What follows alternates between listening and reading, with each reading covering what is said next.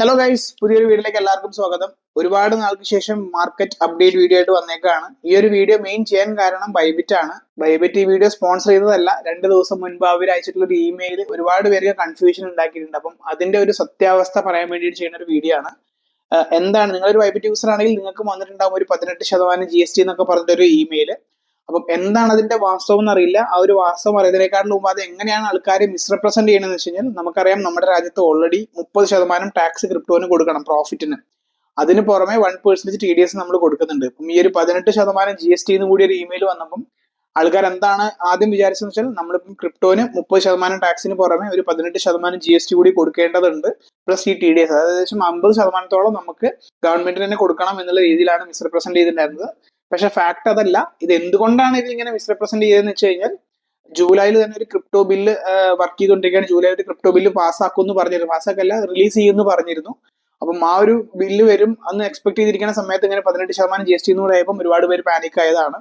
So യഥാർത്ഥത്തിൽ എന്താണ് സംഭവിക്കുക എന്ന് വെച്ചാൽ, നമ്മളിപ്പം ഒരു വലിയ എമൗണ്ടിൽ ട്രേഡ് ചെയ്യുകയാണെന്നുണ്ടെങ്കിൽ, ഫോർ എക്സാമ്പിൾ പറയുകയാണെങ്കിൽ ഒരു 100 രൂപയാണ് നമ്മൾ ബൈബിറ്റിന് ട്രേഡിംഗ് ഫീസ് ആയിട്ട് കൊടുക്കണമെന്ന് വിചാരിക്കാം. വലിയൊരു എമൗണ്ട് ട്രേഡ് ചെയ്യുമ്പോൾ 100 രൂപയാണ് നമുക്ക് ഒരു ട്രേഡിൽ ഫീസ് ഈടാക്കണമെന്നുണ്ടെങ്കിൽ, ആ 100 രൂപയുടെ ഒപ്പം ആ 100 രൂപയുടെ 18% GST കൂടി. അതായത് നമ്മളിപ്പോൾ ഹോട്ടലിൽ ഫുഡ് കഴിക്കാൻ പോകുമ്പോൾ നമ്മൾ എന്ത് ഫുഡാണോ കഴിച്ചാൽ ആ ഫുഡിന് എത്ര രൂപയുടെ വാല്യൂ ആണോ അതിനനുസരിച്ചിട്ടുള്ള GST ആണ് നമുക്ക് കാൽക്കുലേറ്റ് ചെയ്യുന്നുണ്ടാവുക. അങ്ങനെയാണെന്നാണ് എനിക്ക് അറിയുന്നത്. അതെല്ലാം നിങ്ങൾ താഴെ കമന്റ് ചെയ്യാം.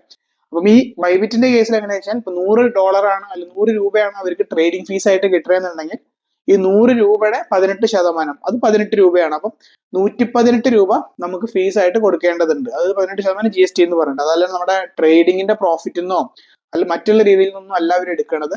അവർ എത്ര ഫീസാണ് ജനറേറ്റ് ചെയ്യണേ അതിന്റെ ഒപ്പം ആ ജനറേറ്റ് ചെയ്യുന്ന ഫീസിന്റെ 18% കൂടി GST ആയിട്ട് നമ്മൾ കൊടുക്കേണ്ടതുണ്ട്.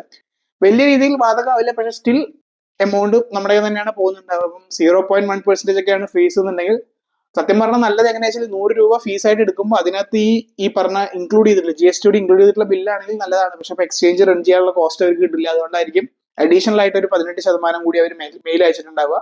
സോ ഇതാണ് ഈ 18% GST സത്യാവസ്ഥ. ഒരുപാട് പേര് കൺഫ്യൂഷൻ ഉണ്ടെന്നുണ്ടെങ്കിൽ ഇപ്പൊ ക്ലാരിഫൈ ആയി എന്ന് വിശ്വസിക്കുന്നുണ്ട്. ഇതിന്റെ ഒപ്പം തന്നെ അങ്ങ് US വേറെ പാർട്ടിയൊക്കെ നടക്കുന്നുണ്ട്. നമുക്കിപ്പം നമ്മുടെ നാട്ടിൽ 2-3 പാർട്ടിയുള്ള പോലെ ഇപ്പം US 2-3 പാർട്ടി വന്നുകൊണ്ടിരിക്കുകയാണ്. എലോൺ മസ്ക് സ്വന്തമായിട്ട് ഒരു പാർട്ടി ക്രിയേറ്റ് ചെയ്തിട്ട് ആ പേജിന് ഇപ്പൊ 258K ഫോളോവേഴ്സ് ഒക്കെ ആയിട്ടുണ്ട്. അത് എലോൺ മസ്ക് നമ്മൾ ഇതിന് 10,000 ആയതന്നെ വലിയ കാര്യം. പക്ഷെ എന്തായാലും പുതിയൊരു പാർട്ടി രൂപീകരിച്ചിട്ടുണ്ട്. ഇനിയിപ്പം ആ പാർട്ടിയുടെ മുന്നേറ്റം അനുസരിച്ച് ഡോജ് കോയിന്റെ ഒരു ഫ്യൂച്ചർ കൂടി നിങ്ങൾ നോക്കി വെക്കുക. അതിന് എന്തൊക്കെയാണ് അലിഗേഷൻസ് വരികയാണെങ്കിൽ ഡോജ് കോയിനും ഇമ്പാക്ട് ആവും. നല്ല രീതിയിൽ പ്രോഫിറ്റ്, നല്ല രീതിയിൽ ഒരു പോസിറ്റീവ് ന്യൂസ് വരികയാണെങ്കിൽ ഡോജ് കോയിനും നല്ല രീതിയിൽ ഒരു പോസിറ്റീവ് ആവാനുള്ള സാധ്യതകളുണ്ട്. കാരണം അതിന്റെ മെയിൻ കാരണം ഇലോൺ മസ്ക് ആണ്. ഇലോൺ മസ്കിന്റെ മെയിൻ കോയിൻ ആണ് ഡോജ് കോയിൻ എന്ന് പറഞ്ഞിട്ടാണ് മാർക്കറ്റിൽ അറിയപ്പെടുന്നത്. നിങ്ങൾക്ക് അറിയാമെന്ന് വിശ്വസിക്കുന്നുണ്ട്. സോ ഈ ഒരു കുറച്ച് 2-3 കാര്യമുണ്ട്. പിന്നെ മെയിൻ ഇമ്പോർട്ടന്റ് അപ്ഡേറ്റ് എന്ന് പറഞ്ഞാൽ വെസിറെക്സിനെ കുറിച്ചാണ്. വെസിറെക്സിന്റെ ലാസ്റ്റ് വീഡിയോ നമ്മൾ ചെയ്തിരുന്നു. അപ്പം അതിനകത്ത് കോർട്ട് റിജക്ട് ചെയ്തിരുന്നു. അതിനുശേഷം അവർ വീണ്ടും അപ്പീലിന് പോയിട്ട് വീണ്ടും ഈ കോടതി ഹിയറിംഗ് എടുക്കുന്ന ദിവസം ഈ മാസം 15-ാം തീയതി ആണെന്നാണ് വെസിറെക്സ് ലാസ്റ്റ് ട്വീറ്റ് ചെയ്തേക്കുന്നത്. റിസർവ് ഡേറ്റ് ആയിട്ട് 16-ാം തീയതി പറഞ്ഞിട്ടുണ്ട്. ഇൻ കേസ് ചിലപ്പം ഇത് മുന്നോട്ട് എടുക്കുക 15-ാം തീയതി അല്ലാന്നുണ്ടെങ്കിൽ മേ ബി ഒരു 10-ാം തീയതി ആയിട്ട് എടുക്കാനും സാധ്യതകൾ ഉണ്ടെന്നാണ് പറയുന്നത്. പക്ഷെ മെയിൻ ഡേറ്റ് ഇവർ പറയുന്നത് 15-ാം തീയതി ആണ്. ലാസ്റ്റ് നിങ്ങളുടെ വെസിറെക്സിന്റെ ട്വിറ്റർ പേജിനകത്ത് പോയിട്ട് ലാസ്റ്റ് ട്വീറ്റ് നോക്കിക്കഴിഞ്ഞാൽ നിങ്ങൾക്ക് കാണാൻ പറ്റും.